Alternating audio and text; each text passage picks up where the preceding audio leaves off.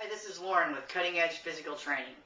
Today we're going to talk about the second part in our three-part series, which is cardiovascular training for weight loss. There are two common ways to do cardiovascular training. One is called steady state, and the second one is high-intensity interval training. Steady state is for endurance athletes, marathoners, 3Kers, 5Kers, 10Kers. High-intensity interval training is where you're varying your heart rate from lower to higher, from steady state breathing to breathlessness. The best way to do cardiovascular training for weight loss is through high-intensity interval training. The reason for that is because you will burn calories longer, up to 36 to 48 hours after you're finished with the session, versus steady state, where you virtually quit calorie burning shortly after you're finished with that. The other thing I want to talk about is the right time for you to do cardiovascular training, and that is in the morning before you eat. This way you will burn through your glycogen stores, everything you ate the day before, within 10 to 15 minutes, and then your body will go straight for fat and do fat burning after that.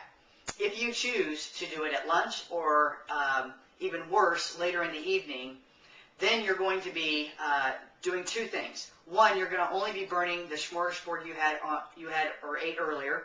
The other thing is you're going to be revving your adrenals. If you rev your adrenals, which start the shutdown process as we get later in the day, then your body will not be able to sleep at night because you'll be revved up, which increases or elevates your cortisol, which then causes you to store fat. So if you want your body to work with you, the best time to do cardiovascular training is in the morning.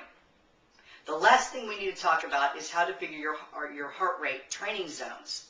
A lot of trainers use 220 minus your age. I follow someone called Sally Edwards, who is a professional cardiovascular athlete, and her formula, which gets you a little bit closer to the optimal zones for you, or for all of us, is 210 minus half your age minus 5% of your body weight.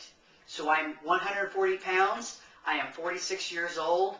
That equals 30 added together. So 210 minus 30 is 180. So my maximum heart rate is 180. And since I've actually had a graded heart rate test, that is actually accurate for me. The way to grade back into the lighter zones, or you go back 10%.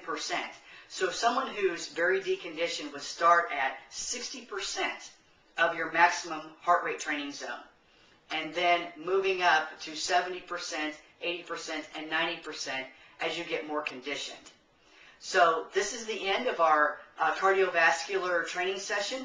The next session will be on nutrition. I'll see you then.